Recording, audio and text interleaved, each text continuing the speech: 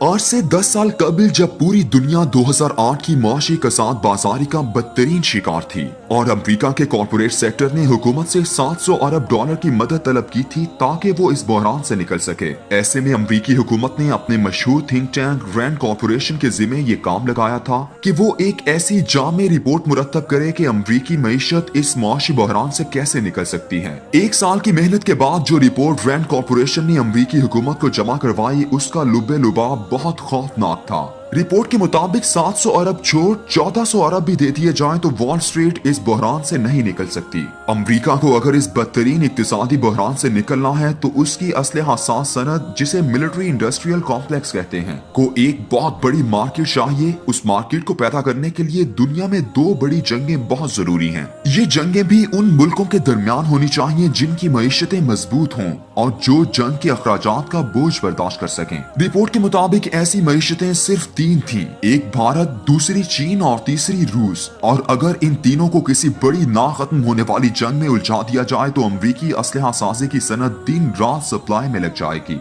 जिससे अमरीकी मईशत का पहिया चलने लगेगा। ये रिपोर्ट यूं तो खुफिया रखी गई, लेकिन जनवरी 2010 में जब इसके मुंदरजात सामने आए तो चीन की हुकूमत ने इस पर बाकायदा एहतजाज किया था। इस रिपोर्ट की पहली बुनियादी तजवीज ये थी कि तीनों मुल्कों में मुसलमान अक़लियतें कसीर तादाद में मौजूद हैं और अगर इन्हें हुकूमती ताकत से गुत्थम गुत्था करवा दिया जाए तो एक प्रॉक्सी जंग देर तक चल भी सकती है और मईशत को भी बुरी तरह तबाह कर सकती है। इस खुफिया प्लानिंग के लिए पाकिस्तान और अफगानिस्तान के मुसलमान जिहादी गिरोहों को अपने इलाकों से बेदखल करके जिहाद के लिए भारत, चीन और रूस धकेलना जरूरी था। लेकिन तालिबान के हाथों अमेरिका और नेटो अफवाज की जिल्लत आमेज शिकस्त के साथ साथ शिमाली इलाका जात में भारतीय सरमायाकारी पर मुनज़्ज़म होने वाले तहरीक तालिबान पाकिस्तान के गिरोहों की नाकामी ने ये ख्वाब चकनाचूर कर दिया।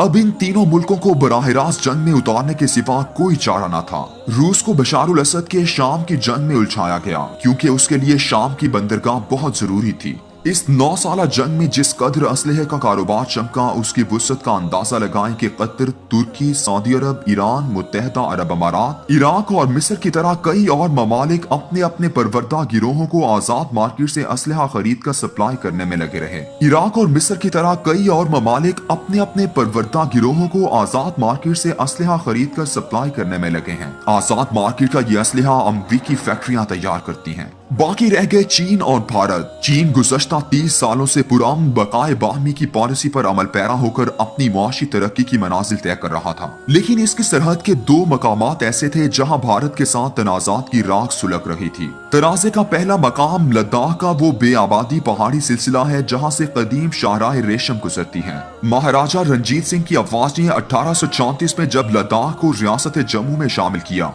तो उसके बाद वो तिब्बत पर हमलावर हो गयी, जिन्हें चीनी अफवाज ने 1842 में बुरी तरह शिकस्त देकर पीछे धकेला। लद्दाख में दाखिल हुई और वादी लीपा का घेराव कर लिया। सिख अफवाज अमन मुआहदे करके वापस लौट गईं। बरतानिया ने पंजाब में सिख राज को शिकस्त दी तो बरतानिया इस इलाके का वारिस बन बैठा। ये वो जमाना था जब मशरकी चीन के मुसलमान इलाकों खुसूसन संकियांग में मुसलमान रहनुमा याकूब बेग की सरबराही में इनकलाब बरपा था। ये इलाके 1862 से 1877 तक मगरबी चीन में हुक्मरान खानदान किंग की अमलदारी से निकल चुके थे, लेकिन बाद में जब उनके पास आपस के कबायली झगड़े शुरू हुए तो हालात ने चीन को दोबारा इन पर काबिज बना दिया। इस दौरान बरतानिया के एक ब्यूरोक्रेट W.A. जॉनसन ने वहां का सर्वे किया और एक लाइन नक्शे में खींचते हुए अक्साई चंद के 37.244 मुरब्बा किलोमीटर के इलाके को जम्मू कश्मीर में दिखा दिया। चीन ने जब 1878 में संकियांग पर दोबारा कब्जा किया तो इस तिजारती शाहराह की अहमियत के पेश नजर उसने दोबारा इसकी जानिब पेशकदमी की।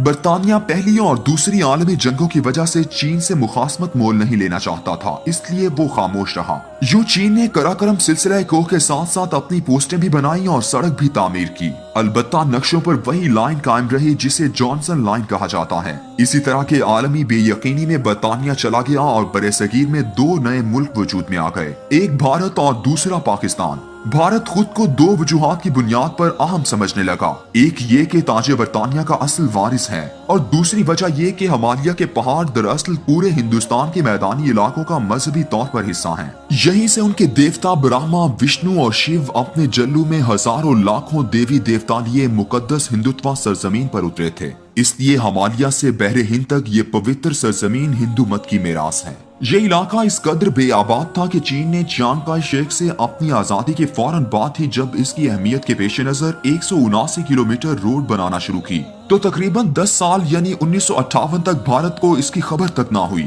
اور تماشا اس وقت کھڑا ہوا جب چین نے اس سڑک کو اپنے نقشے پر ظاہر کر دیا۔ تبت کے علاقے میں 1959 میں بغاوت شروع ہوئی تو بھارت نے باغی لیڈر دلائی لاما کو پناہ دے کر چین کو اپنی حیثیت جتانے کی کوشش کی۔ مذاکرات شروع ہوئے جو بے نتیجہ ختم ہوئے، اور 20 اکتوبر 1962 کو چین نے اپنی افواج اس متنازع علاقے میں داخل کی۔ اسے جس قدر علاقہ اپنے عسکری مقاصد اور سرحدی حفاظت کے لیے ضروری تھا اس پر قبضہ کیا، اور 20 نومبر 1962 کو خود ہی جنگ بندی کا اعلان کر دیا۔ یہ سرحدی لکیر آج تک لائن آف ایکچوئل کنٹرول کہلاتی ہے۔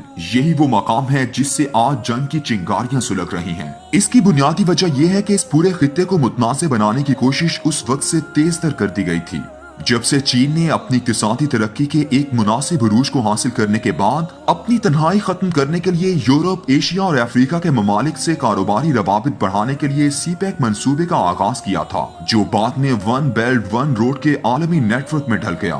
یہ منصوبہ دنیا کے نقشے پر چین کو نہ صرف آبادی کے لحاظ سے عظیم اور فوجی طاقت کے حوالے سے توانا ثابت کرے گا، بلکہ اسے عالمی اقتصادی طاقت کے طور پر غالب کر دے گا۔ اس چینی یلغار کو روکنے کے لیے بھارت سب سے اہم مہرہ تھا، جسے دو طرف چلانے کی کوشش ہو رہی ہے۔ چین سے مڈ بھیڑ اور بھارت سے لڑائی، بنیے کا بیٹا سولی چڑھا دیا گیا ہے۔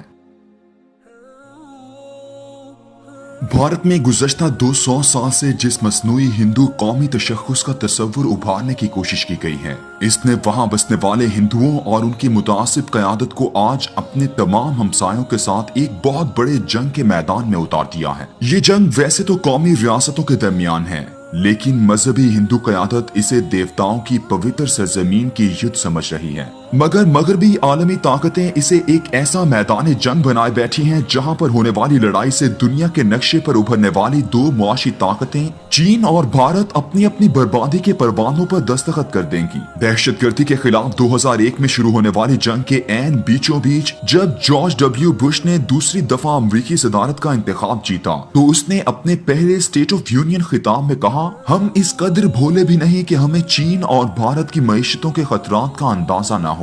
بھارت کی معیشت ہمارے لیے زیادہ خطرناک ہے کیونکہ اس کا تعلیمی نظام ہمارے ساتھ ہم آہنگ ہے۔ جارج بش نے یہ خطاب 2 فروری 2005 کو کیا تھا، اور آج اس کے ٹھیک 15 سال بعد عالمی اسٹیبلشمنٹ نے کس قدر غیر محسوس طریقے سے بھارت میں ہندوتوا کے تصور کو، کارپوریٹ سرمایہ کی مدد اور ہندو اکثریت کی بالادستی کو جمہوری لبادہ پہنا کر بھارتیہ جنتا پارٹی، راشٹریہ سیوک سنگھ اور بجرنگ دل کی خونی آوازوں کو نریندر مودی کی صورت میں 26 مئی 2014 کو اکثریتی وزیر اعظم کی کرسی پر بٹھایا، اور پھر بھارت کے عوام میں اس نفرت کے غبارے میں مزید ہوا بھر دی گئی۔ نعرہ یہ دیا گیا کہ اس یدھ کے بعد پورے بھارت، بنگلہ دیش، پاکستان، برما، نیپال، سری لنکا، سکم، بھوٹان، یہاں تک کہ افغانستان کے کابل و قندھار پر ہندوتوا کا گیرویں پرچم لہرائے گا۔ اس نعرے نے بھارت میں بسنے والے ہندوؤں کو اس قدر پرجوش بنا دیا کہ 5 سال بعد اگلے الیکشنوں میں مودی نے 30 مئی 2019 کو بے پناہ اکثریت کے ساتھ حلف اٹھایا، جس نے بھارتی سیکولر آئین کی بنیادیں ہلا کر رکھ دی ہیں۔ صرف 2 ماہ بعد 30 جولائی 2019 کو مسلمانوں کے طلاق ثلاثہ کے فقہی قانون کو پارلیمنٹ نے غیر قانونی قرار دیا۔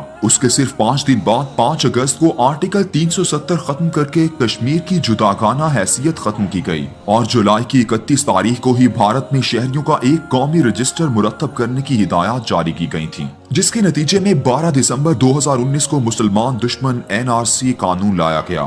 اس بل کے پیچھے یہ تصور کار فرما تھا کہ دنیا بھر کے ہندوؤں کو بھارت میں جمع کیا جائے، جو بھارت کی لوکل ذاتوں کے لوگ مسلمان یا عیسائی، بدھ یا جین مت قبول کر چکے ہیں، انہیں واپس ہندو بنایا جائے، اور باہر سے آئے ہوئے مسلمانوں کو بھارت کی پوتر سرزمین سے باہر دھکیل دیا جائے۔ اس قانون کے نفاذ کے بعد سے پورا بھارتی سماج 2 حصوں میں منقسم ہو چکا ہے، ایک ہندو اور دوسرے نان ہندو۔ اس فضا میں بھارت میں بسنے والے ہندوؤں کی اکثریت اس پوتر یدھ میں حصہ لینے کے لیے مکمل طور پر تیار ہے۔ ان کے پنڈت، یوگی، مہامنت اور کنڈلی نکالنے والے مہورتیں نکال رہے ہیں کہ اگر فلاں شبھ گھڑی میں بھارت لڑائی میں داخل ہوا تو ہمالیہ کے پہاڑوں سے دیوتاؤں کی فوجیں ان کی مدد کو ویسے ہی اتریں گی جیسے راون کو شکست فوج دینے کے لیے تمام آسمانی اور زمینی دیوتا اکٹھے ہو گئے تھے۔ یہ وہ کیفیت ہے جس کے نشے میں بھارت کا ہندو سرشار ہے اور سمجھتا ہے کہ اب دنیا پر اس کا زمانہ آنے والا ہے۔ بھارت میں ہندوتوا کے اس خواب کی کوئی تاریخی حقیقت نہیں۔ 5000 سالہ تاریخ میں کبھی بھی کسی کے تصور میں یہ بات بھی نہیں تھی،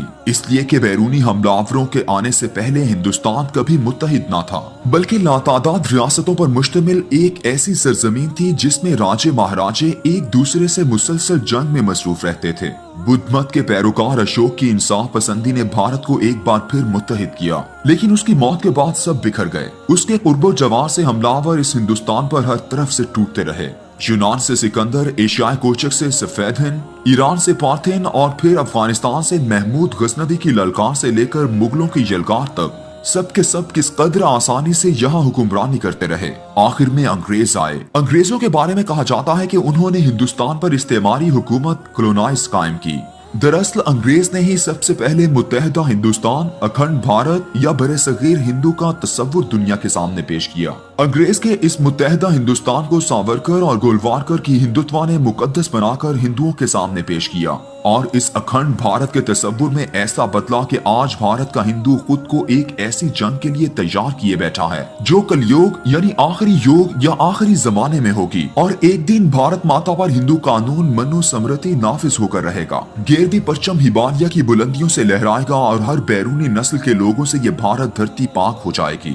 رینڈ کارپوریشن کی 2010 کی رپورٹ میں بھارت اور چین کو ایک بڑی جنگ میں ملوث کرنے کی تجویز، جارج بش کا 2005 میں دونوں معیشتوں کا عالمی منڈی پر منڈلاتا ہوا خطرہ، اور اس کے بعد بھارت میں مودی کو کارپوریٹ سرمایہ کی فراہمی، یہ سارا ایک ایسا تانا بانا ہے جسے آج لداخ میں بھارت چین تصادم سے جوڑا جا سکتا ہے، مگر اس لڑائی کو ایندھن ہندوتوا کا تصور فراہم کر رہا ہے۔ اس وقت بھارت چین پر صرف لداخ کے علاقے میں ہی آمنے سامنے نہیں ہے، بلکہ سکھم کا علاقہ بھی خطرناک تصادم کی جانب بڑھ رہا ہے۔ بھارت کی مشرقی سمت یعنی بنگلہ دیش کے بعد 7 ریاستیں اروناچل پردیش، میزورام، منی پور، ترکپورہ، ناگالینڈ، آسام، دسپور واقع ہیں۔ ان ریاستوں کو بھارت سے ایک مختصر سی زمینی پٹی سلگری کوریڈور ملاتی ہے، جسے عرف عام میں مرغی کی گردن چکن نیک کہا جاتا ہے۔ اس پٹی کے دونوں جانب بھارت اور چین کی سرحدیں ہیں، جن کے درمیان صرف 14 میل کا فاصلہ ہے۔ یہ 14 میل اگر توپوں کے زد میں آ جائیں تو وہ 7 ریاستیں بھارت سے مکمل طور پر کٹ جاتی ہیں۔ ان 7 ریاستوں میں گزشتہ 50 سالوں سے علیحدگی کی تحریکیں چل رہی ہیں، جنہیں بھارتی فوج طاقت سے دبا رہی ہے۔ لداخ کے ساتھ ساتھ یہ دوسرا اہم محاذ ہے جو اس وقت گرم ہو چکا ہے۔ نیپال، جس کے گورکھے بھارتی فوج کا اہم حصہ تھے، اس آزاد ملک کے ساتھ بھارت کے مشہور کالا پانی کے علاقوں کا تنازع تصادم میں بدل چکا ہے، اور بھارت چین پر پشت پناہی کا الزام لگا رہا ہے۔ بنگلہ دیش کا سرحدی تنازع NRC کے بعد شدید ہو چکا ہے، اس لیے کہ 1 کروڑ بنگلہ دیشیوں کو جو بھارت کی ہجرت کر گئے تھے، انہیں بھارت واپس بنگلہ دیش دھکیلنا چاہتا ہے۔ افغانستان میں بھارت کی 18 سالہ سرمایہ کاری طالبان کی وجہ سے تباہ و برباد ہو چکی ہے، اور امریکہ خطے میں مکمل طور پر غیر جانبدار بن کر رہ گیا ہے۔ خالصتان کے نعرے میں اب 1984 کے بعد ایک بار نئی جان پڑی ہے، اور سکھ سوال کرتے پھرتے ہیں کہ BJP حکومت نے مہاتما گاندھی کو مارنے والے ہندو گوڈسے کو آج تو ہیرو بنا دیا ہے، مگر اندرا گاندھی کو مارنے والے سکھوں کو غدار ہی کہا جاتا ہے۔ اور انتقام کے جوش میں 1984 میں دلی میں 5000 سکھ زندہ بھی جلائے گئے تھے۔ بھارت کی فوج شروع دن سے ہی سکھ اور گورکھے سپاہیوں پر مشتمل تھی، دونوں اس وقت ہندو بھارت کے سخت مخالف بن چکے ہیں۔ کشمیر کا محاذ الگ مسلسل دہک رہا ہے، ایسے میں مغربی دنیا جس طرح بھارت کو چین کی معاشی ترقی روکنے کے لیے استعمال کر رہی ہے اور اسے جنگ میں دھکیل چکی ہے، اس کا انجام بہت واضح نظر آ رہا ہے۔